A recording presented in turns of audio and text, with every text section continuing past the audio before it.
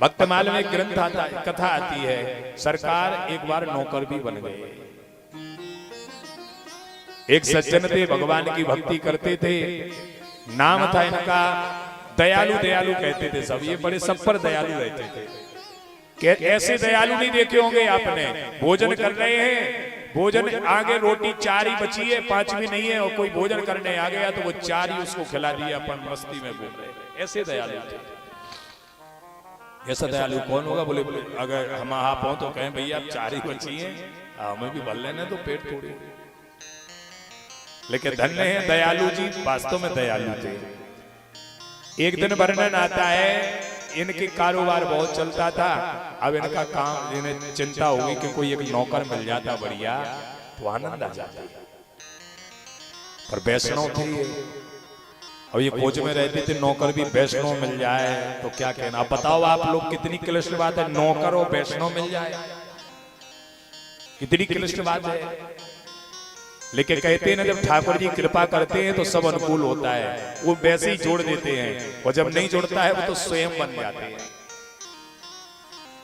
परेशान भजन खूब करते थे, अब तो ठाकुर जी को भी दया आने लगी। कभी मंदिर पहुंचने में लेट हो जाते दयालु, कभी कभी पता बिना मंदिर गए, बिना भजन किए ये जलपान भी नहीं करते। इसलिए तो इन्हें नौकर की जरूरत थी, कोई नौकर मिल जाए।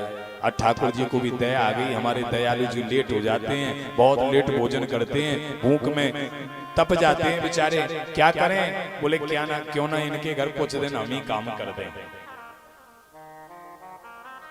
तो दयालु जी के सामने छोटे से बालक का वेश धारण करके ठाकुर जी और साथ आगे आ गए। एक दिन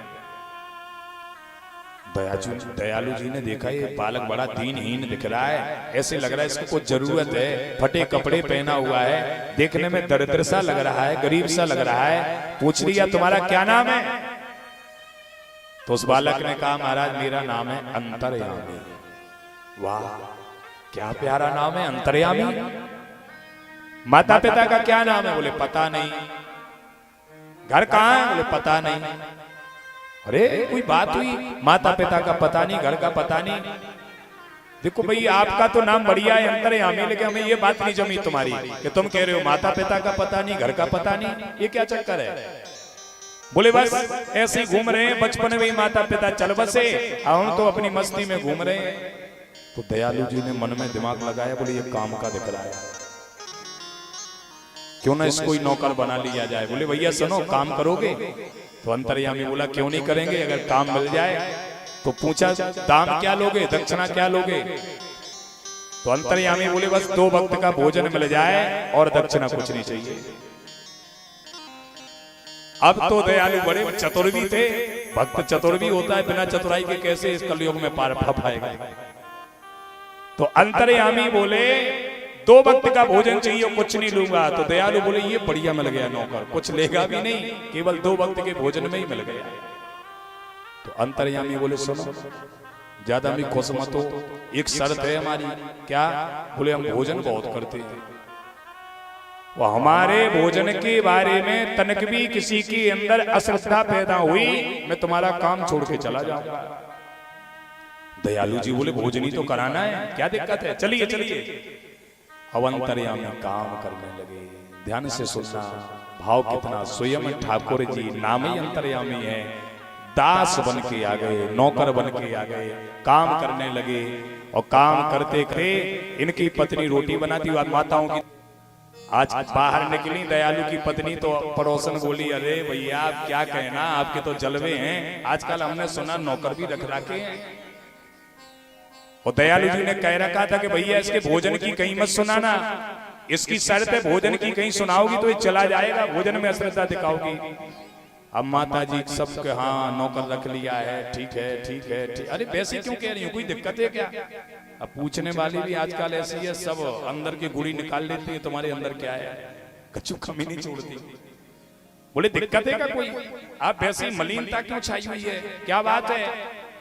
तो दयालु जी की पत्नी ने कह दिया, बोले खाता बहुत है। नौकर तो मिल गया पर भोजन इतना कर रहा है, हमको क्या सुख मिला, हमको तो वैसे ही दिन भर रोटी रोटी बनानी पड़ती है। उधर ये कहा, उधर अंतर्यामी अंतर ध्यान हो गए, चले गए। अच्छा, दयालु का एक नियम था, बिना नौकर के भोजन नहीं करते थे, साथ में उसको भी बैठा के नौकर को भोजन कराते थे। यही मानवता है। आपकी कोई नौकरी कर रहा है, कोई काम कर रहा है, तो उसको नौकर की दृष्टि से न देखिए, उसको अपने बराबरी पर उसको सम्मान दीजिए। उसको दीनहीन ज्यादा समझेंगे, ध्यान देना, समय बदलने में टाइम नहीं लगता है, सबको सम्मान। बड़े भाव से भोजन कराते थे अंतर्यामी को। आज आए अंतर्यामी, बेटा अंतर्यामी, अंतर्यामी। और अंतर्यामी कहां थे? चारों तरफ देखा, कहीं नहीं। पत्नी से पूछा, तुमने चर्चा तो नहीं की कहीं उसके भोजन की? अब पत्नी की आंखों में आंसू आ गए। महाराज, बात ये बताओ कि चर्चा की पर उसे पता कैसे चला?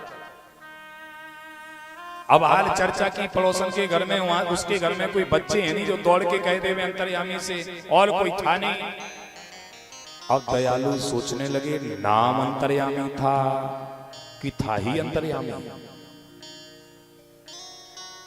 लगता है नाम अंतर्यामी नहीं था, वो था ही अंतर्यामी।